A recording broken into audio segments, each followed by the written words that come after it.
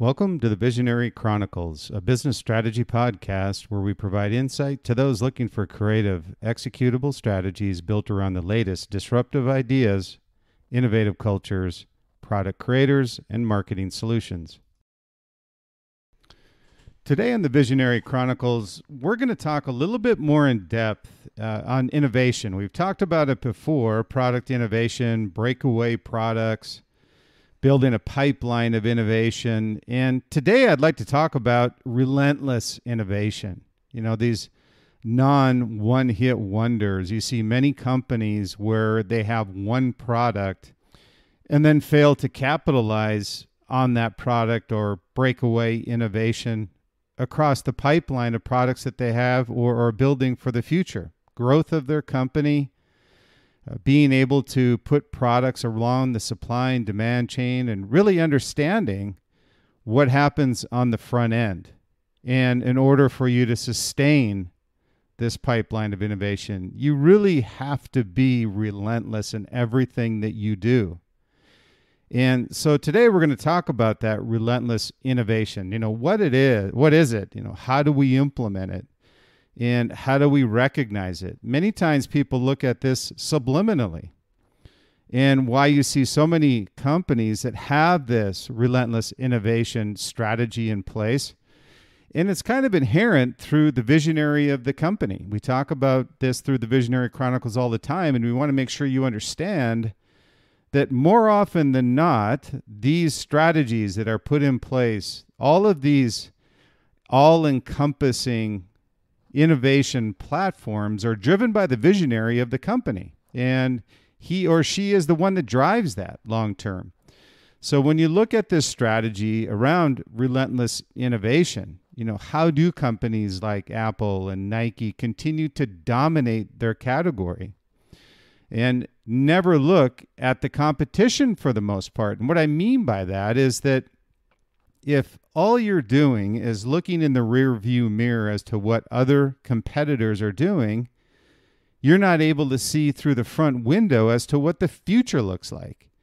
So if you're going to carry a product category, you're going to be the leader in that category, you have to take to heart this strategy around relentless innovation. You just can't have one great product. You have to continually be playing the hits. You can't have a one-hit wonder and expect that that's going to carry you for generations. And again, we talked about it before, but one area or one company that we saw some time ago that Apple had gotten the idea on how to create and build the iPod was Sony. And Sony had the Walkman at the time, and they had a great run with the Walkman. 20, 25 years of selling 100 million units, but they were complacent.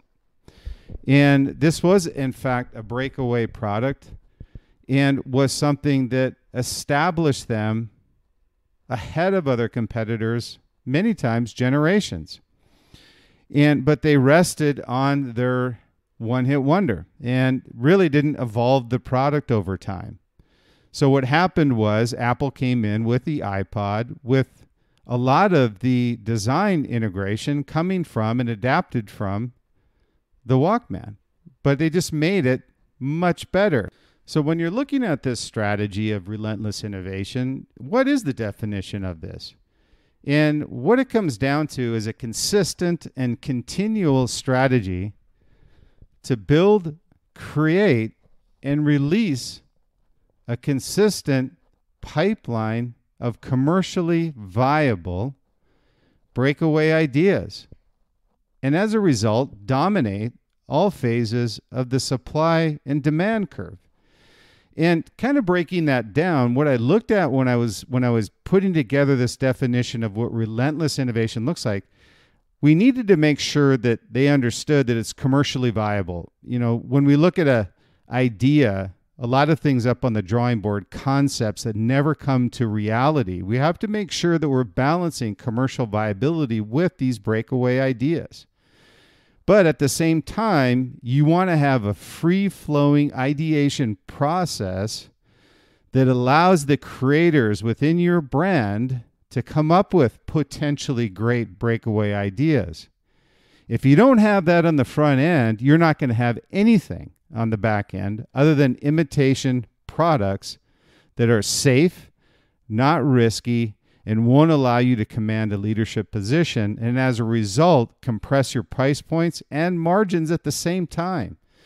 So if you can do this and be able to build this culture around this pipeline of breakaway ideas through relentless innovation, but at the same time, the balancing of ensuring that when you look at these ideas and they're up on the whiteboard and concepts, that they have to be commercially viable from the standpoint of going up against competition. What is our point of difference? How are we going to gain market share? And what are the channels we can distribute this product into? And is it a part of our core competency? So all of these things are balanced and measured as you start talking about relentless innovation. So you want to make sure that when you look at the teams you're putting together in this process, and I say process because many people throw the word innovation around very loosely. And they think just because they have a team and a graphic design team or a product team, that as a result of that, they've got this great innovation platform.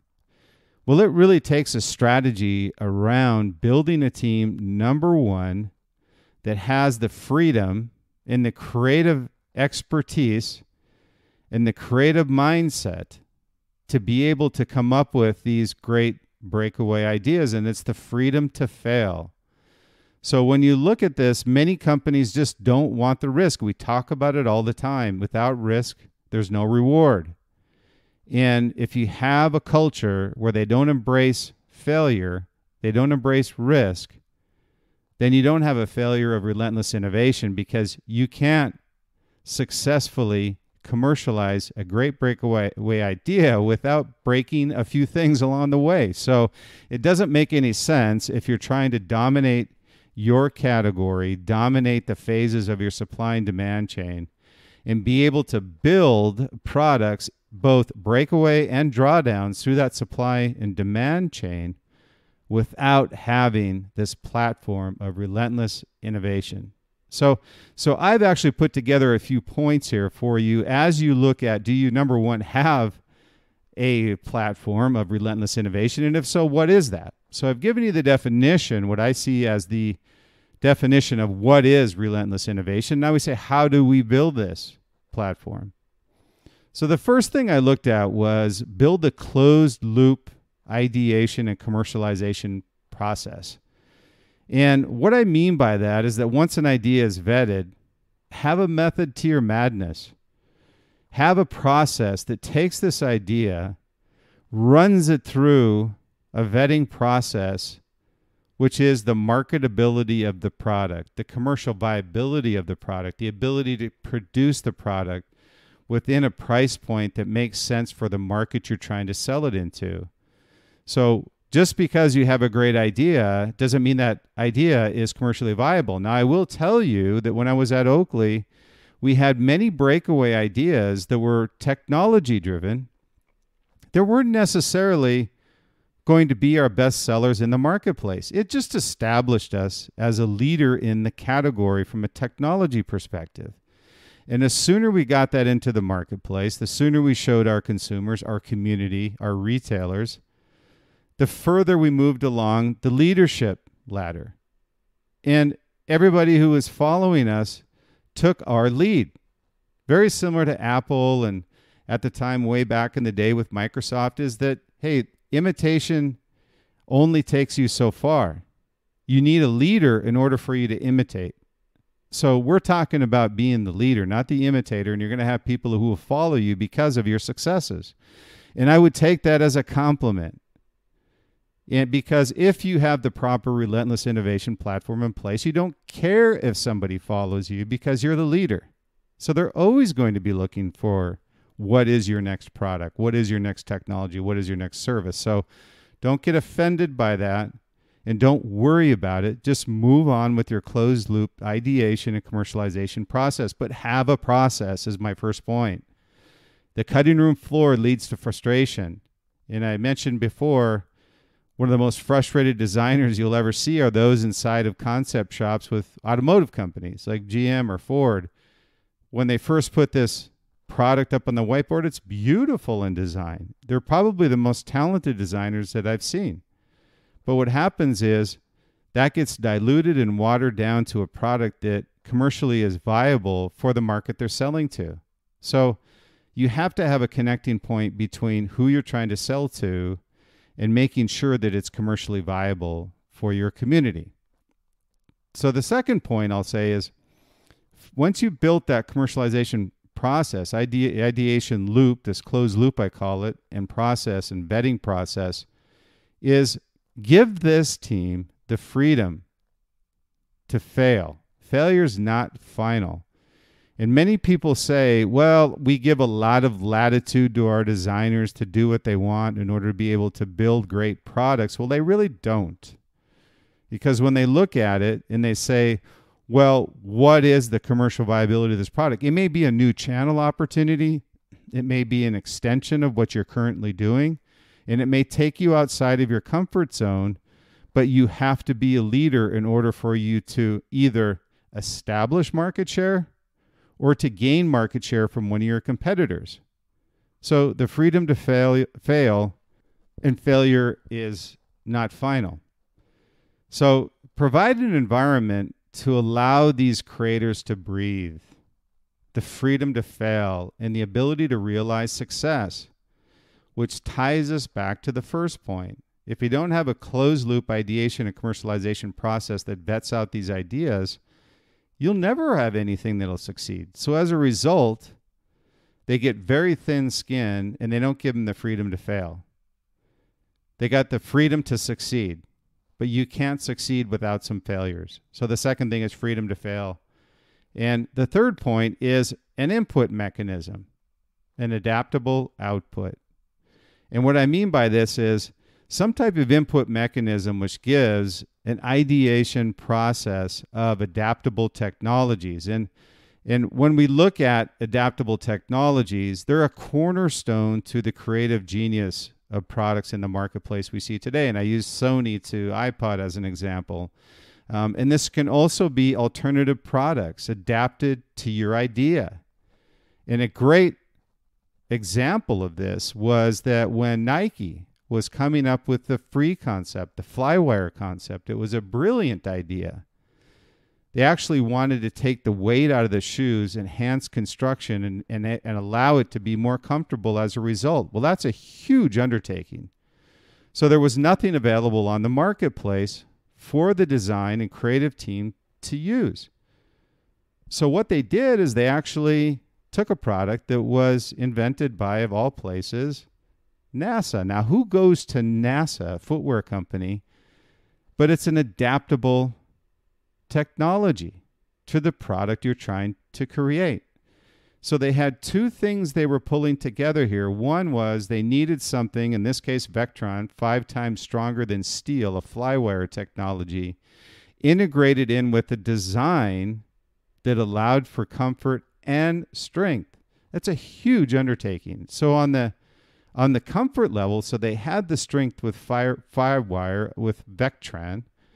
Now they needed the comfort, the suspension, they called it.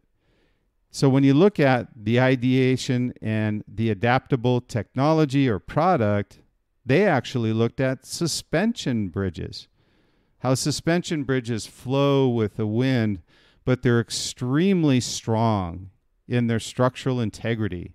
So they use suspension bridges. So it's a great idea. You need to have input mechanism with adaptable output. And this, again, is a cornerstone to creative genius on great breakaway products. And the fourth point is don't dwell on the past. Make sure that you move on to the future. Don't relax when you've had a great idea that's been commercialized. You can use that idea that you've commercialized on a breakaway technology to draw down to other products along the supply chain.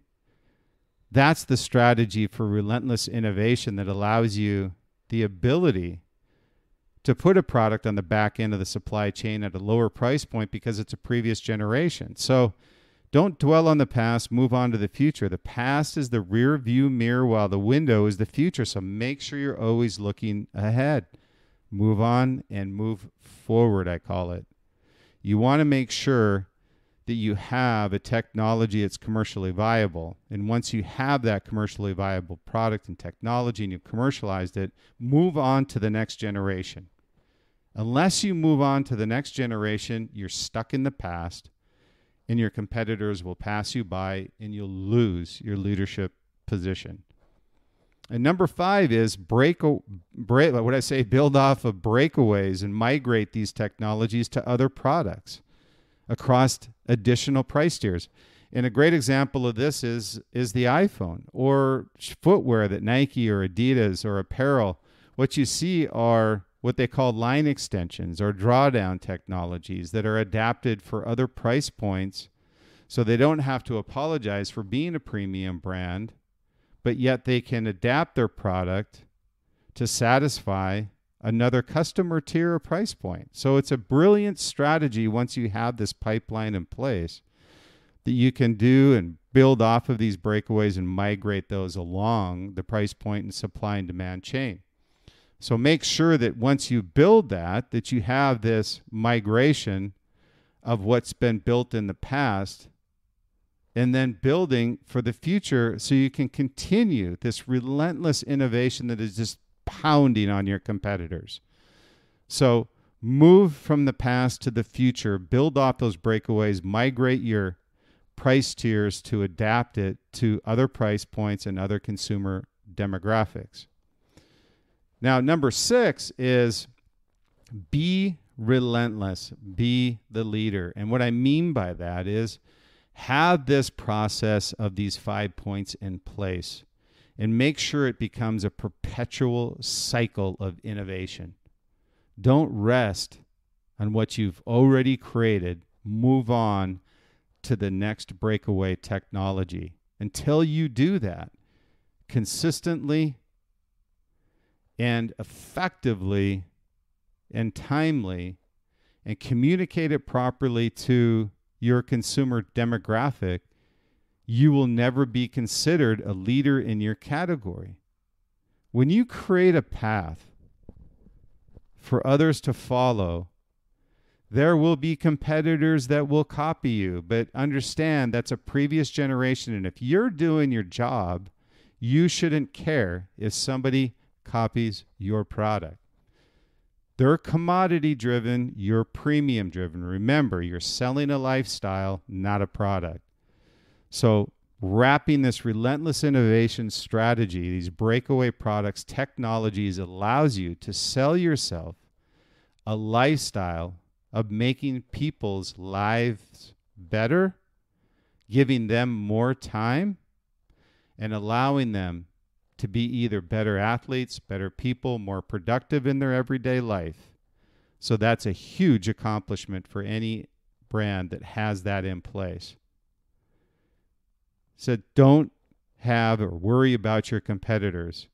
If you built this innovation pipeline, you should be able to surf this while others try to ride your wave, which is already crested. I use that as an analogy, obviously coming out of Southern Cal, and I don't surf, but I see a lot of people that do, and it's just a great visual analogy of other people trying to catch a wave that's already been ridden. You want to be on the front end of that wave, not on the back end crashing.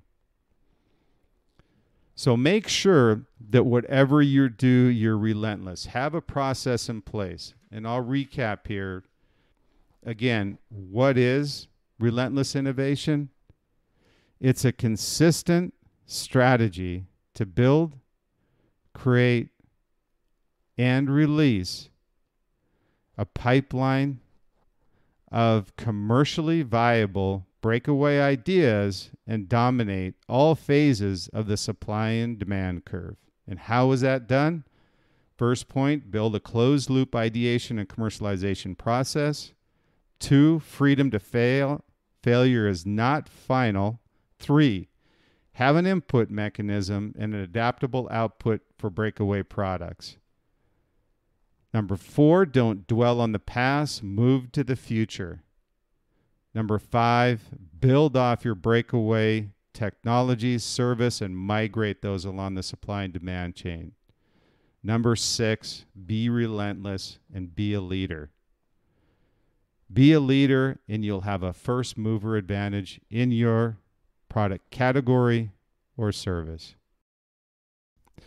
Would like to thank you for listening to the Visionary Chronicles today. I really appreciate your time, and hopefully you've enjoyed the subjects that we talk about each week here on the Visionary Chronicles, and we feel it's very important. We understand that there's professional needs and support you need with your companies and with your brands, but we also appreciate the fact that you've got some personal needs. As leaders of companies and brands, there are many things that you have to deal with, and we want to make sure that we're addressing those as well. If you like what you hear, we would really appreciate subscribing to the Visionary Chronicles. Are available on Apple Podcasts, Spotify, iHeart, and Podbean. So we would really appreciate if you'd subscribe and look forward to bringing additional episodes to you each week. So again, thank you for your time. Appreciate it. Look forward to the next podcast.